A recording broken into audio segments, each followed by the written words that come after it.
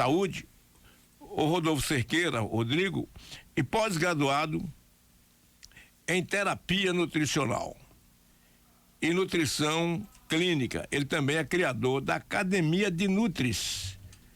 Vamos falar com ele, falar da atenção para a importância de uma alimentação e nutrição equilibrada e saudável como um dos pilares de prevenção das doenças, principalmente do câncer. Bom dia, meu querido Rodolfo. Bom dia a todos os ouvintes. Agradecer o convite, a participação. Espero que hoje a gente consiga esclarecer a população um pouquinho sobre a alimentação e sobre a importância dela nessa prevenção. Muito bem, agora nós estamos aí numa fase que a população tem sido muito sugerida a consumir produtos naturais, produtos, digamos assim, que não tragam mal à saúde, não é? Que se comeu muito enlatado, hoje tem esse o milho, tudo enlatado, tudo enlatado, não é? A gente chama de processado. Qual é a orientação que você dá para as pessoas que estão ainda nessa linha? Olha, Gilson, é interessante que realmente a gente busque o alimento quanto mais in natura, melhor. Mas obviamente que dentro desses alimentos industrializados, porque a gente fala assim, quando a gente fala de alimento industrializado, existe até um preconceito, né? Não como industrializado. Só que por outro lado, a indústria tem seu papel, assim como tem muitos alimentos que a gente come que é industrializado e que a gente não vê como industrializado. Um arroz, feijão, água mineral, leite, queijo, que são alimentos saudáveis, são alimentos industrializados, que só estão na nossa mesa graças à indústria. Mas por outro lado, existem os ultraprocessados, que é você ter um suco suco em pó, né, que você pega um alimento e processa e coloca aditivo químico, né, estabilizante, conservante, etc. Então esses alimentos realmente ultraprocessados, né, e cheios de ingredientes, eles não são interessantes que a gente tenha de consumo de consumo regular. Porém, né, quanto mais a gente consegue, né, comer esses alimentos in natura, né, como ele vem da natureza, melhor, obviamente, mais seguro. Em relação aos transgênicos, sim, é verdade, é mito, é conversa, ou é verdade que o transgênico causa câncer? Não é que diretamente, eu não vou falar assim diretamente, ele vai causar câncer, uma relação, né, direta. Assim como, por exemplo, eu não posso afirmar que o cigarro causa câncer, mas ele aumenta muito a chance. Mas os alimentos transgênicos, realmente eles têm modificações, né, na sua base genética, né, no seu material genético, e pode modificar um pouco, mas na verdade depende muito do que a gente come transgênico. Vou ser bem franco. Então, por exemplo, a soja no Brasil, a gente sabe que é uma soja de má qualidade. Toda soja no Brasil ela é transgênica, né? Inclusive, ela não... Se a gente pegar um grão de soja e tentar plantar, não nasce de jeito nenhum, até porque as sementes são da Monsanto, eles têm essa tecnologia e chega a ser um monopólio, né? Mas enfim. Então, não é que a gente não possa comer os alimentos transgênicos, até porque eles estão na nossa casa. Se você está em casa ouvindo, chega na sua despensa, olhar aí os alimentos, muitos vão ter um símbolozinho que é um Tzinho, né, com um triângulo, que é comum. Óleo de soja a gente tem, os alimentos derivados do milho, né, cuscuz e tudo mais, tem alimento transgênico. Então não é que tem uma relação direta para causar câncer. Porém, a gente tem que dar prioridade, né, aos alimentos, né, não transgênicos de uma forma geral, os alimentos orgânicos de uma forma geral, mas não chega a ser uma relação direta, não. Eu diria que é um mito essa relação. Porém, também tem outro detalhe, né? Muitos desses alimentos transgênicos ainda têm uma carga pesada de agrotóxico também. E o agrotóxico tem uma relação muito mais direta como agente causador, né, de câncer do que o próprio alimento em si. Ou seja, então as pessoas fogem de uma situação e encaixam na outra, né? Porque você não está consumindo transgênico, mas está consumindo com uma carga de agrotóxico muito maior. Por exemplo, dizem, né, que o tomate é o campeão de absorção do agrotóxico. Tomate, pimentão, e não adianta, a pessoa até lava, bota bicarbonato e tudo para ver se tira o agrotóxico, e não tira. Porém, o INCA, né, o que ele fala pra gente? O INCA fala, melhor comer o alimento, ainda que da agricultura tradicional, né, com agrotóxico, do que não comer, porque o benefício do próprio alimento, ele vai superar os malefícios do agrotóxico. E a relação do agrotóxico é, inclusive, uma carga mais pesada até para quem manipula esses produtos. Então, agricultores que utilizam, que pulverizam diretamente, eles têm uma chance muito maior de ter câncer. Não sei se você tem há um tempo atrás disso, tem uma reportagem, né? O rapaz estava lá pulverizando, né, agrotóxico acho que era uma folha de couve, na plantação de couve e tal, e aí o repórter falou assim: você come isso aqui? Aí ele fala: não, a gente não come. Isso aí fala assim: nossa, que pesado, né? Porque ele tá lá cultivando, ele não comia o que ele estava cultivando, porque na verdade ele sabia o quanto que ele estava colocando ali porque a gente usa muito, né? A mais.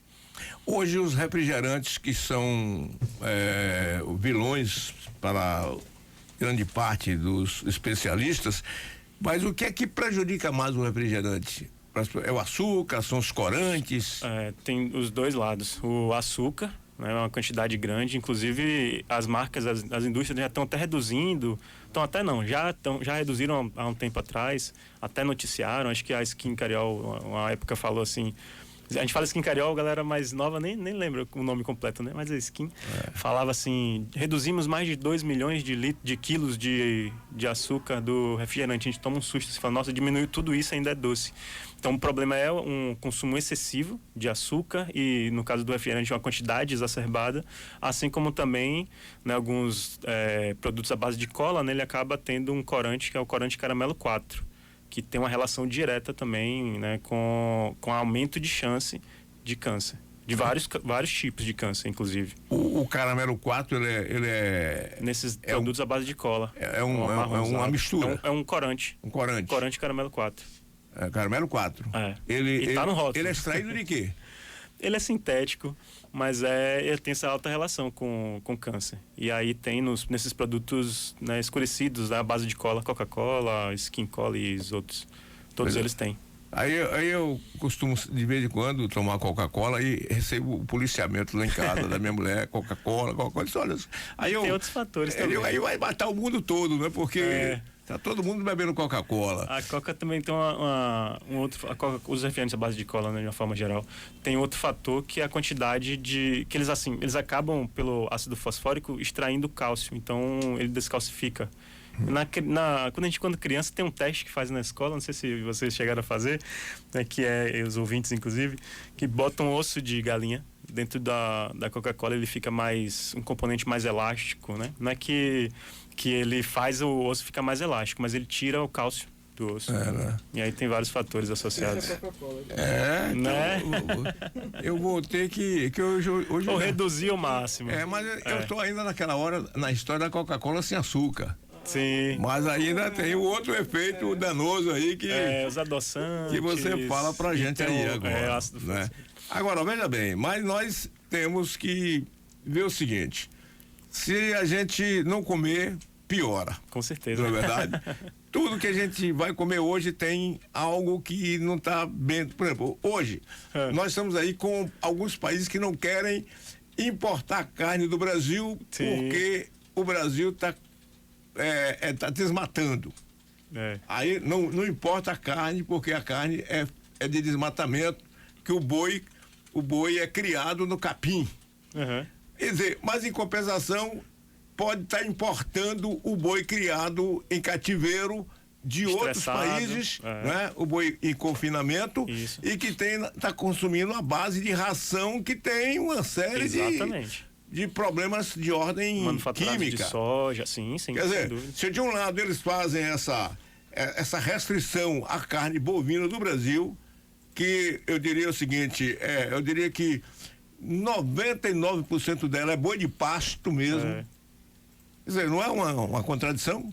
Porque, né, eles fazem um protesto em relação ao meio ambiente e consomem uma carne muito pior do que aquela que o Brasil produz por ter desmatado as florestas. De uma forma geral, tem esse lado, sim. Porque, assim, Muito se fala também, né? A gente estava brincando aqui agora há pouco também do frango de quintal, mas dar um exemplo com o frango de granja, né? Que o pessoal fala, frango que tem hormônio, e a adição de hormônio realmente não tem. Porém, um animal em confinamento, imagina a gente em confinamento, a gente sem conseguir dormir ou sem poder dormir, né? E só comida e água, a gente ali preso num canto. A gente vai produzir os nossos próprios hormônios, a gente vai ter, né, estresse, e com o boi, um animal de grande porte, também vai ser do mesmo jeito. Então, não é uma relação aí que seja tão interessante, né? Então, um animal livre é mais saudável, talvez. Ô, Rodolfo, e com relação à prática de aquecer alimentos ou adicioná-los quentes em recipientes plásticos? Sim. Como é essa relação saúde e recipiente? Muito interessante essa pergunta, né? A gente tem o hábito de utilizar muito vasilhame plástico e muitos deles que não são apropriados para aquecimento e resfriamento. E aí vou dar um exemplo até com uma coisa que talvez muita gente faça, né? Coloca a garrafa de água mineral no congelador e quando sai de manhã cedo leva ela e ela vai descongelando dentro do carro, etc. Isso é ruim porque o gelo, né? A água quando congela, ela vai retirar compostos desse plástico e o plástico não é um material que a gente deva estar consumindo. Assim como a gente vai aquece um alimento dentro de um vasilhame não próprio para aquecimento, ele vai soltar compostos desse plástico, né, bisfenol e muitos outros, que tem esse poder de, digamos assim, propiciar a formação de doenças de uma forma geral, doenças crônicas, né, assim como o câncer também. Então, realmente, se a gente for aquecer um alimento em vasilhame, preferir os vasilhames de vidro ou os próprios para aquecimento. Existem hoje em dia, né, os utensílios, né, os vasos, que são específicos para ser congelado e ser aquecido. E aí a gente tem que dar preferência para esses. Não pode pegar um vasinho de margarina, eu brinco, né? E aquecer o alimento ou colocar o alimento quente, porque o plástico, ele recebe muita temperatura. Prova disso, todo mundo tem em casa uma vasilha que botou alguma coisa de tomate, um molho de tomate, que ela fica escurecida. E a gente pode lavar, botar quibo, o que for, que não sai. Não é verdade? Fernando, nós aqui fazer o dever de casa, viu? Vamos fazer o nosso dever de casa com café, viu?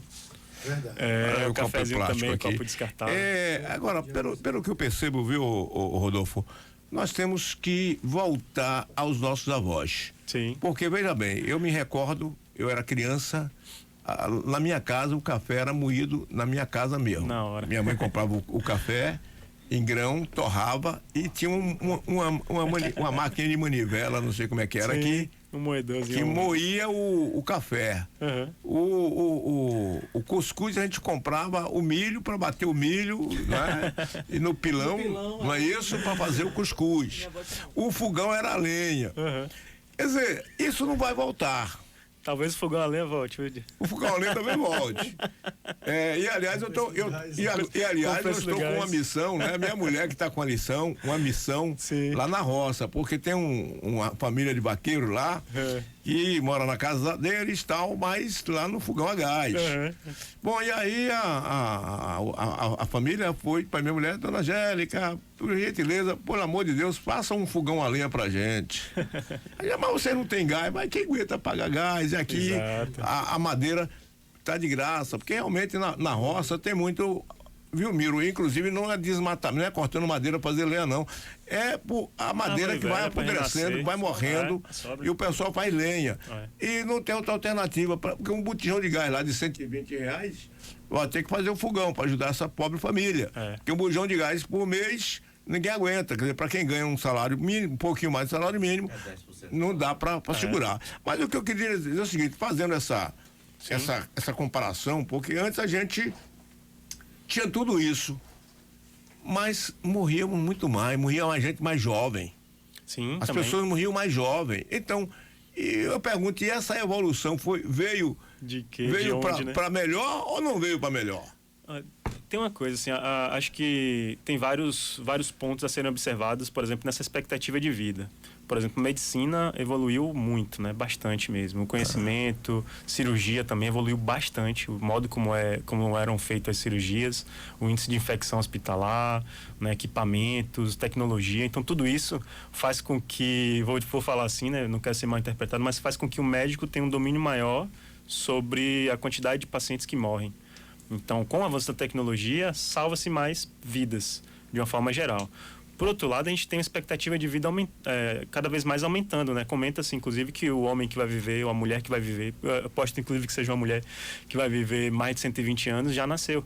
Então, a gente em breve vai ter uma população até um pouquinho mais envelhecida, né?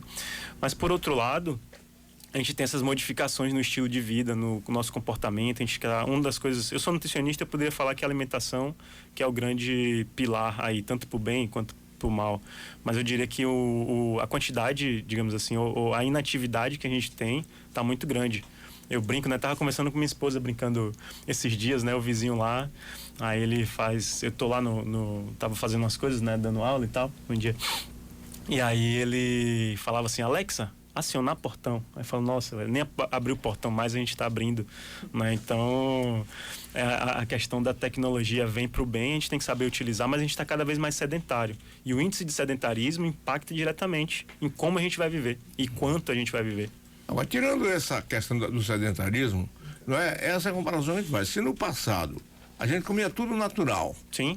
Mas nós não tínhamos um avanço na medicina. Sim. Então as pessoas morriam cedo. Por exemplo, as pessoas morriam muito de câncer, não é? Sim. Não tinha tratamento. Sim, exatamente. De câncer de próstata não tinha tratamento. Hoje o câncer tem tratamento, tratamento precoce. Isso. Ou seja, aí a gente chega à conclusão de que é muito mais vantajoso arriscar-se hoje, não é?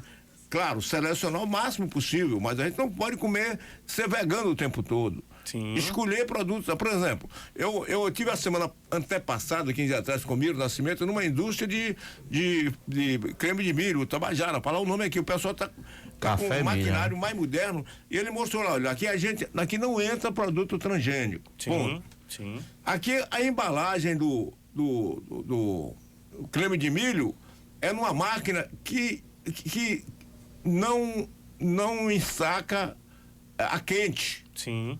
Porque ela tem plástico, o ensacamento plástico, depois para fechar o saquinho, passa um produto, a máquina tem um dispositivo que aquece, não, ela tem que ser colada a frio. Sim. Ou seja, tudo isso para melhorar a qualidade de vida das pessoas, dos consumidores do produto Tabajara, viu, Miro? E um abraço aí para o nosso querido amigo Eduardo, viu? Um recado nosso aí pra gente conversar, viu? Com ele aqui. Até é bom você trazer o Eduardo aqui para falar aquele projeto. Vamos trazer agora. Então, ou seja, as empresas estão se preocupando com a qualidade, com a saúde, porque elas querem uma boa imagem também junto à população. Sim. Mas eu diríamos que a grande maioria não tem essa preocupação. Não é verdade? A gente tem, inclusive, quando se tem uma indústria que tem essa preocupação, não consegue produzir em larga escala. Então, você tem uma qualidade maior dos alimentos, de uma forma geral, essa preocupação com sustentabilidade, porque se fala muito nessa questão, né? É importante a gente cuidar do planeta que a gente vive, mas realmente, se a gente puder dar prioridade a esses alimentos, né, com mais artesanais, a gente fala assim, né, mesmo que dentro da indústria, mas de uma produção mais artesanal, é interessante.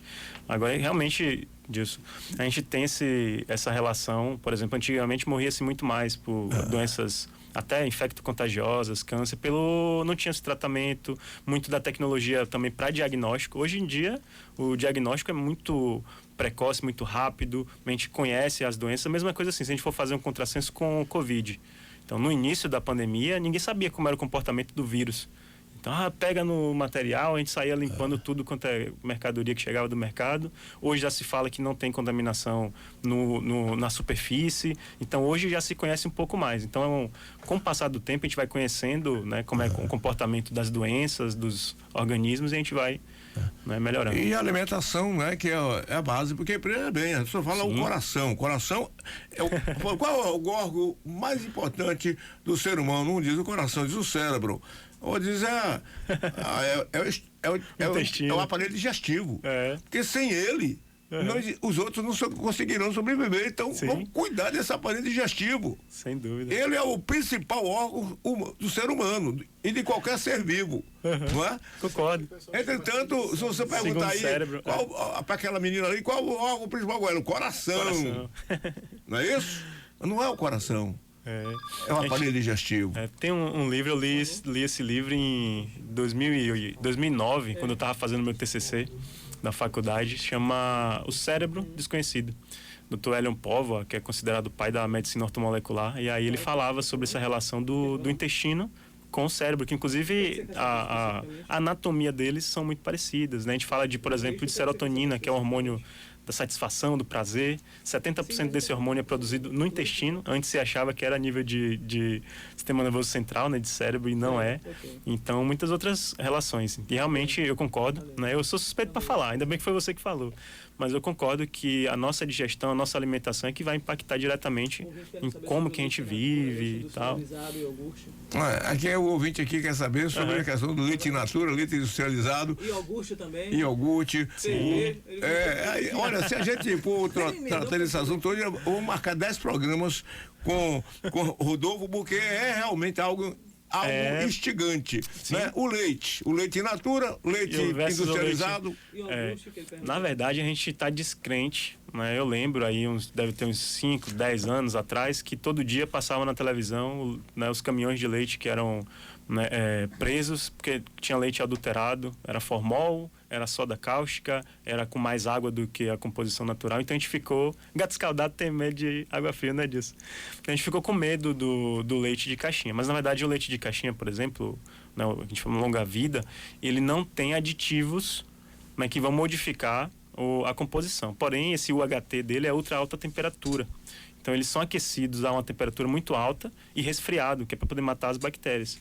E aí os micro-organismos de forma geral. E aí encaixa, né? Invasa, e ele tem uma duração maior, mas não tem aditivo de conservante. Por outro lado, né, por exemplo, lá em casa, eu falo muito em relação até o que eu uso, até para as pessoas verem também. Não parecer que é casa de ferreiro, espeto de pau. Eu uso leite em pó. Mas porque assim, lá em casa é eu, minha esposa e meu pequeno, né? Bernardinho. E aí a quantidade que a gente vai utilizar de leite é muito pouco, a gente usa muito pouco. E aí o leite em pó ele tem uma duração maior, ele é liofilizado e bactéria, né, micro-organismo, ele ama a água. Quanto mais água tem determinado alimento, maior a chance de ser contaminado ou de contaminar.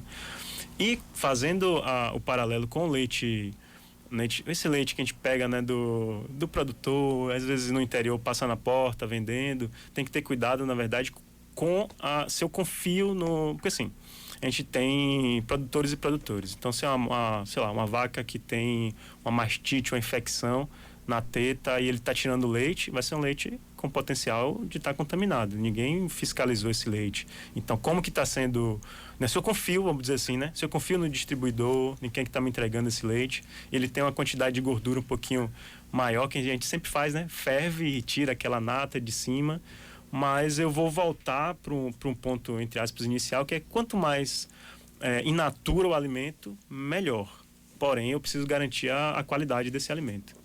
Ok, Rodolfo, muito obrigado. É uma entrevista especial, um oferecimento da Clínica Amo, que nos proporciona esse momento da gente trazer, porque ela está se preocupando também com a saúde, né, das pessoas que vivem nesse planeta e nessa cidade, especialmente Feira de Santana. Uhum. Muito obrigado. Eu espero voltar aqui outras vezes para a gente conversar mais, certo? Que é um negócio que levaria aqui um dia inteiro a gente conversando. Com certeza. A gente fala de alimentação, nutrição, fala de nutrição, né? Surgem várias dúvidas. Todo mundo tem, porque assim, é algo que está literalmente na nossa mesa o tempo todo, várias vezes por dia, inclusive. Mas eu agradeço a participação, o convite, né, já me coloco à disposição. E deixar também o contato da Clínica Voz. Mas na Clínica Ama a gente só atende paciente em tratamento oncológico. Inclusive, é interessante falar, lá a gente disponibiliza o serviço para o paciente em tratamento, sem nenhum custo. Então, o paciente está tratando lá, ele tem direito ao serviço de nutrição, assim como de psicologia, sem pagar nada em troca. Porque a gente entende que a nutrição faz parte do tratamento, a gente entende que o estado nutricional do paciente, ele tem que estar ajustado ao próprio tratamento, até para a gente ter bom prognóstico. E atendo de forma particular na Clínica Voz, que é na Domingos Barbosa de Araújo, né? E aonde mais ou menos? Ali próximo tem um café ali, tá até fechando, o Café Parisiense, tem na mesma rua tem a Clínica Niro, tem a sede ali da União Médica, que ela é só, entre aspas, só subindo. Minha vizinha, meu vizinho. É vizinho. Meu vizinho lá do escritório. É perto daquele prédio. Já sei, é meu vizinho Isso, lá no na rua fundo Domingo. ali. Eu digo que eu sou da Domingo Barbosa, eu Aí você 173. lá é 594. Mesmo, já sei mais ou menos. Dá pra ir andando, viu? E Dá pra ir andando. já deixa o convite pra você passar lá pra gente conversar um pouquinho sobre alimentação também. Pois é, viu? Tomar Coca-Cola. né? Como é E que é? parar de tomar Coca-Cola. Parar de tomar Coca-Cola, né? Rapaz, eu vou me... Agora, depois dessa daqui... Tchau, tchau, americano. Tchau, tchau. Bye, bye, americanos. Obrigado, viu, amigo? Todas as ordens. Valeu. Pois é.